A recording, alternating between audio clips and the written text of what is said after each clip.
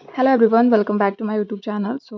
अगर आप IBPS RRB clerk या पीओ का प्रिपरेशन करें तो ये वीडियो काफ़ी हेल्पफुल रहने वाला है, क्योंकि बहुत सारे स्टूडेंट का अर्थमेटिक में ही डाउट रहता है, यानी कि मैथ्स उनका काफ़ी वीक रहता है। मैथ्स में ही उनका अटेम्प्ट जो रहता है वो कम हो पाता है। तो अभी से आप कैसे क्या मैथ्स को लेकर के चलेंगे जिससे आपका मैथ्स में ज़्यादा से ज़्यादा क्वेश्चन अटेम्प्ट हो सके। और आप लोगों को तो पता ही है कि आईबीपीएस आरआरबी क्लर्क में आप लोग को 80 में से 75 क्वेश्चन अटेम्प्ट करेंगे, तभी आप जा कर सेफ जोन में रहेंगे। तो यहाँ पर आपको करना क्या है मैं बताऊँगी, बाकी स्टार्ट करते हैं। ये 4 मंथ्स तक का मैं स्ट्रेटजी लेकर कर आई हूँ। बाकी आप लोग इसको अगर चैनल पे नए होंगे तो आप 15 डेज़ तक इसको फॉलो कर देखिएगा। आई होप आप लोग को कुछ ना कुछ हेल्प ज़रूर मिलेगा। बाकी देखते हैं क्या करना क्या है। सबसे पहले तो आपको क्या करना है, अगर आपका बेसिक क्लियर नहीं है तो सबसे पहले आप बेसिक को क्लियर कर लेंगे।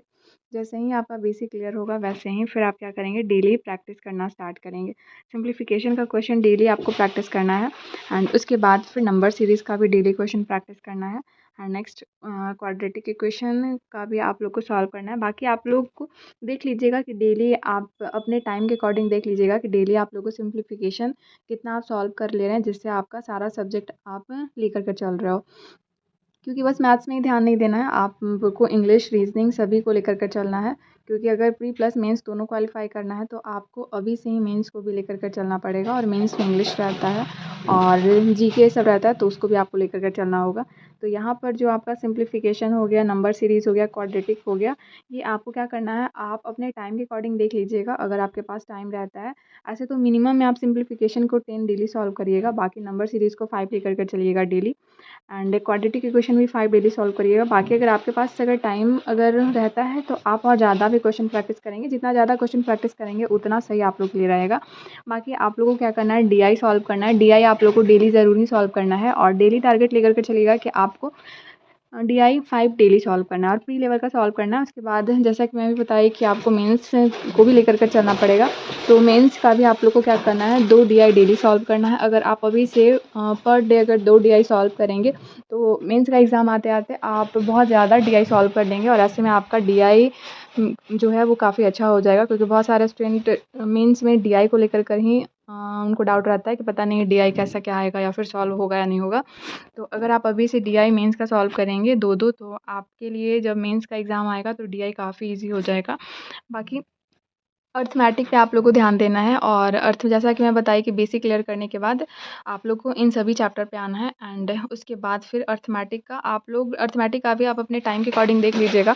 ऐसे तो डेली कोशिश करिएगा कि 20 प्लस अर्थमेटिक का क्वेश्चन सॉल्व करें, क्योंकि अगर आप 10 के आसपास कर रहे हैं तो सही नहीं रहेगा। आप 20 प्लस लेकर के चलिएगा। ऐसे तो मैं सजेस्ट करूँगी 30 आप पर डे ज़रूर अर्थमेटिक का क्वेश्चन सॉल्व करेंगे, क्योंकि अर्थमेटिक में ही डाउट रहता है।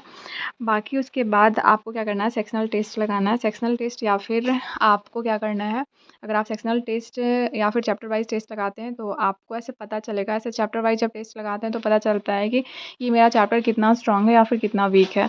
तो फिर उस टाइप के चैप्टर पर ज़्यादा से ज़्यादा हम लोग क्वेश्चन क्या करते हैं, प्रैक्टिस करते हैं।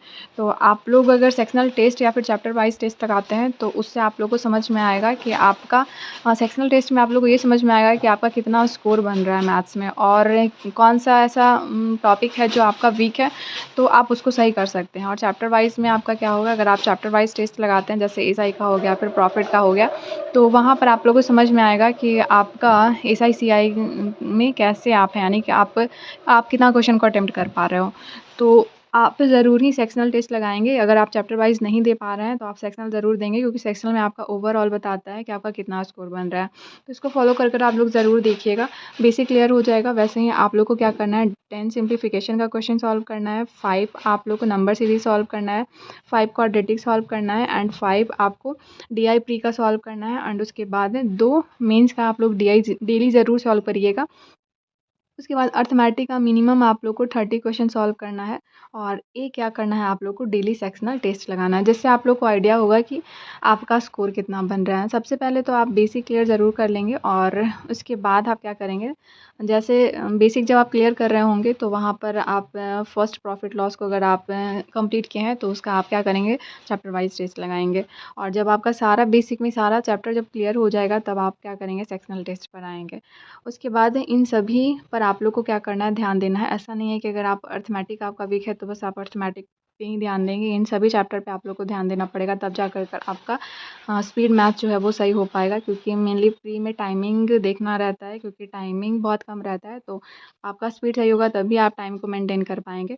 आई होप अच्छा लगा होगा, तो यहीं तक रखते हैं। बाकी आप लोग बताइएगा कि आपको ये कैसा लगा।